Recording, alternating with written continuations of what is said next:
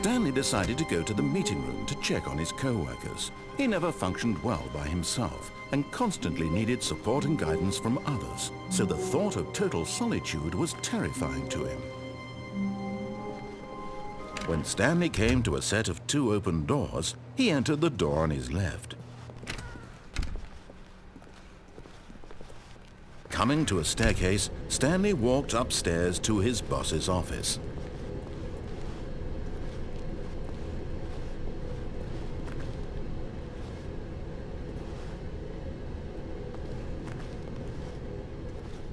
But Stanley just couldn't do it.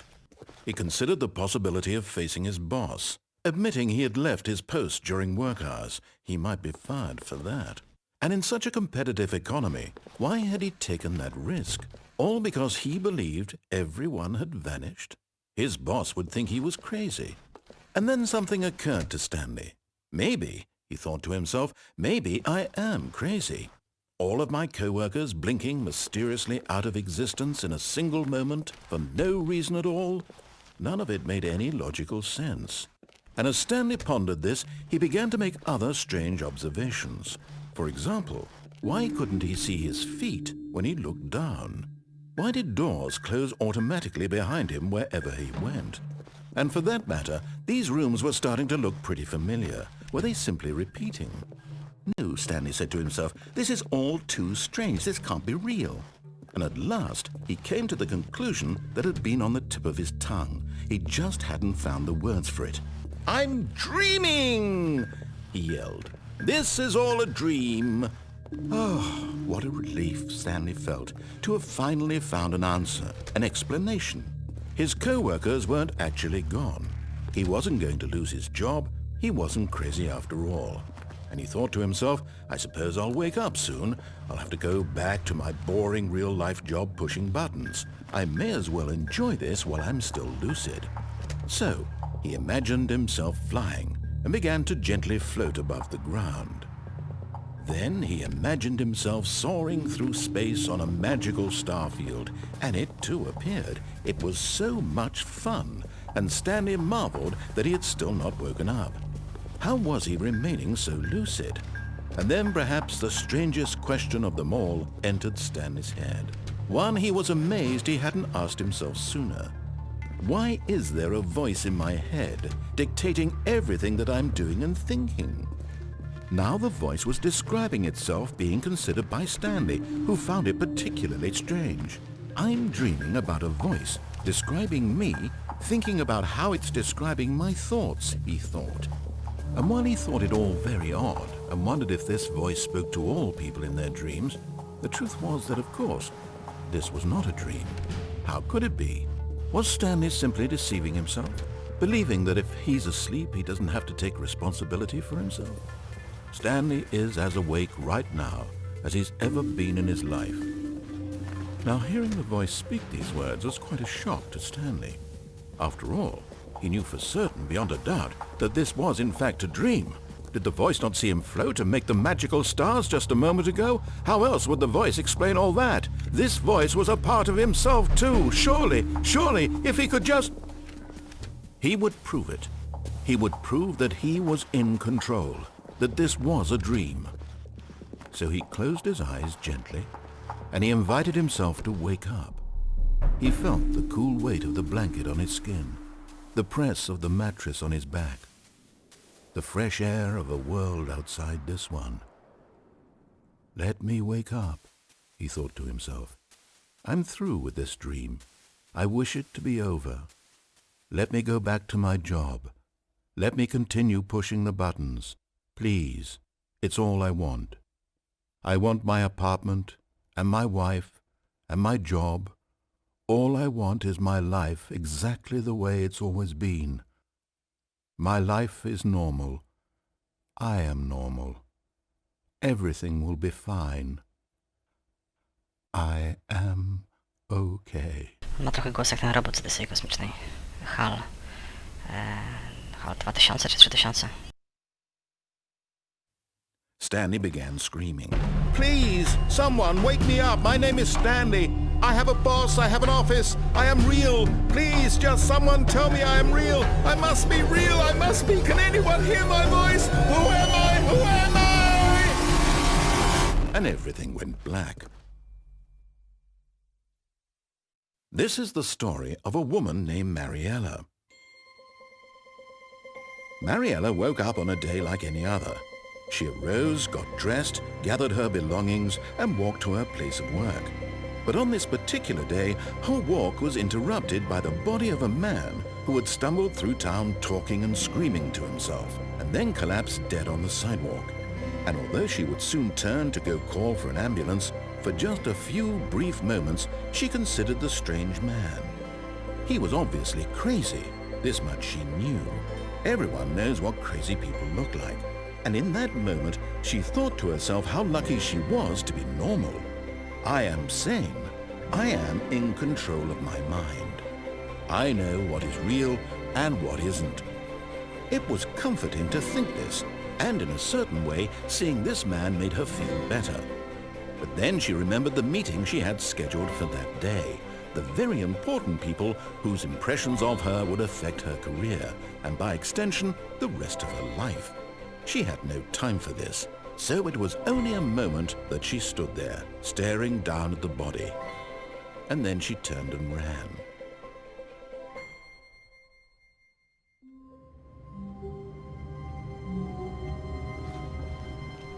All of his co-workers were gone. What could it mean? Stanley decided to go to the meeting room. Perhaps he had simply missed a memo. Stepping into his manager's office, Stanley was once again stunned to discover not an indication of any human life. What could it mean? Stanley wondered aloud to nobody. He began wildly tearing through papers on the boss's desk, pulling books off the shelf, looking behind paintings, desperate for clues to his situation.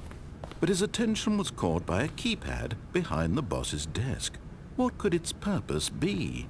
In fact, this keypad guarded the terrible secret that lay buried below his Stanley was in such a rush to get through the story as quickly as possible, he didn't even have a single minute to just let the narrator talk.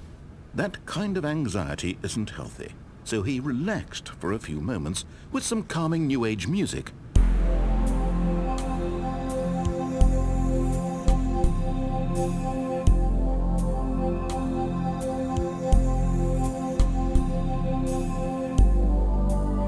Feeling soothed and rejuvenated, Stanley calmly walked forward into the opened passageway.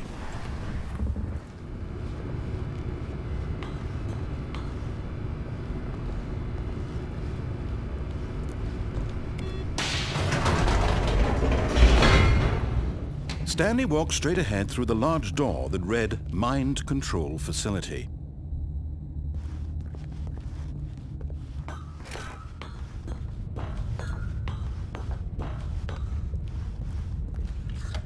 The lights rose on an enormous room packed with television screens. What horrible secret did this place hold? Stanley thought to himself. Did he have the strength to find out?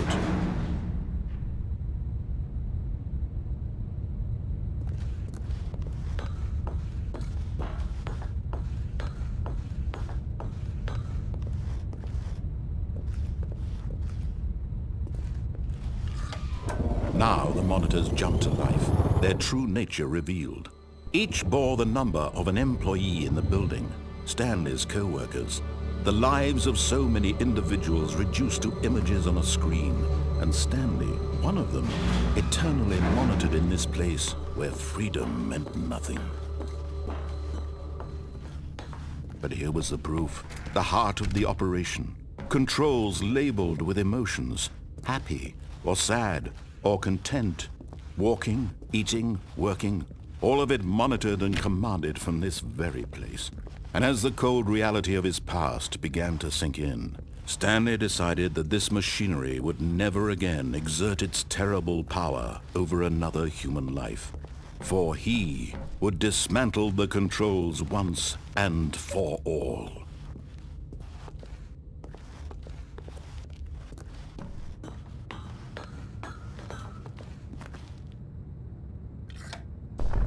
Oh, Stanley, you didn't just activate the controls, did you?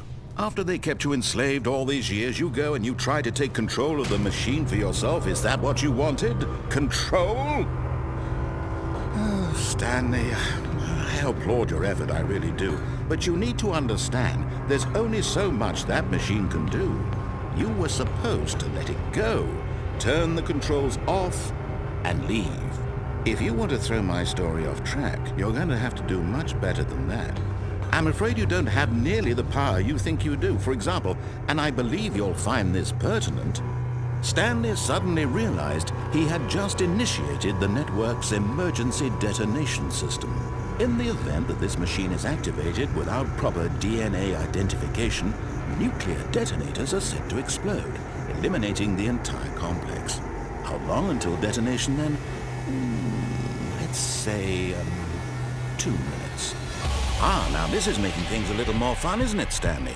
It's your time to shine. You are the star. It's your story now. Shape it to your heart's desires. Oh, this is much better than what I had in mind. What a shame we have so little time left to enjoy it.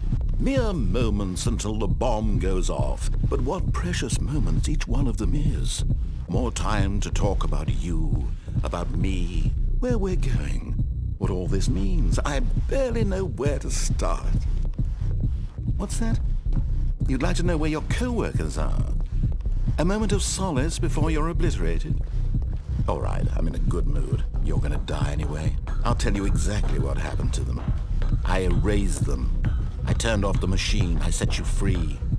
Of course, that was merely in this instance of the story. Sometimes when I tell it, I simply let you sit there in your office forever, pushing buttons endlessly and then dying alone.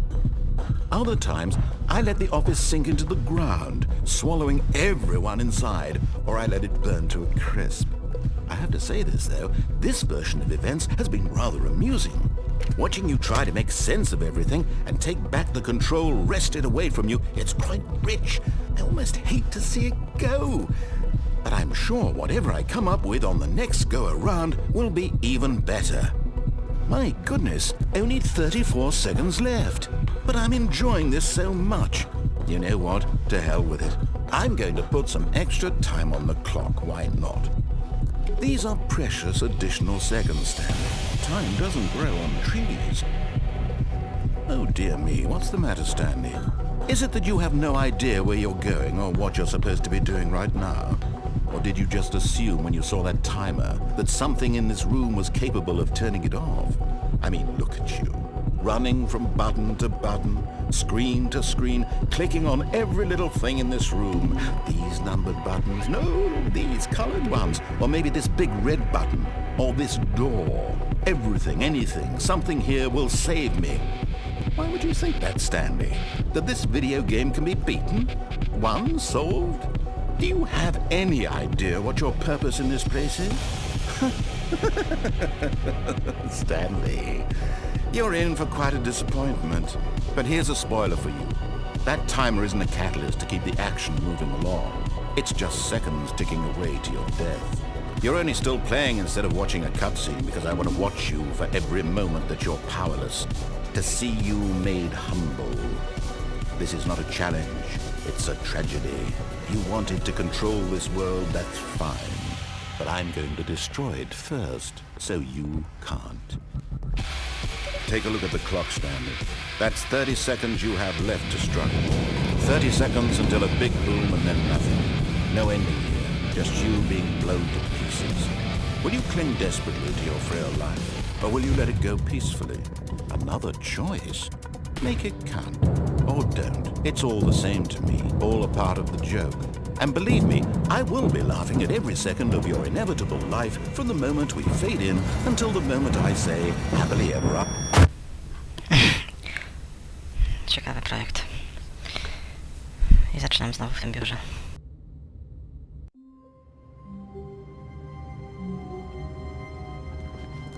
All of his co-workers were gone. What could it mean? Stanley decided to go to the meeting room. Perhaps he had simply missed a memo. When Stanley came to a set of 2 open doors, he entered the door on his left. Chyba tam już wszystko zrobiłem. Dobra, chodź tu. This was not the correct way to the meeting room, and Stanley knew it perfectly well. Perhaps he wanted to stop by the employee lounge first, just to admire it. Ah, yes, truly a room worth admiring. It had really been worth the detour, but eager to get back to business, Stanley took the first open door on his left. And so he detoured through the maintenance section, walked straight ahead to the opposite door, and got back on track.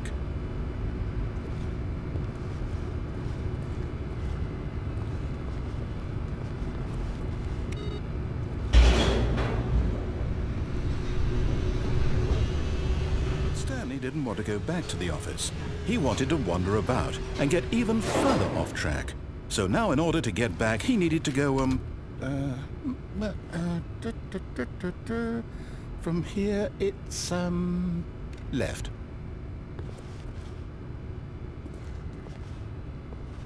Oh, no, it's to the right, my mistake. No, not the right. Why would I have ever said it was to the right? What was I thinking? It's clearly... Oh dear, would you hold on for a minute, please? Now, let's see. We went down right, left, down, left, right. Yep, okay, yes. I've got it now. This story is absolutely, definitely this way.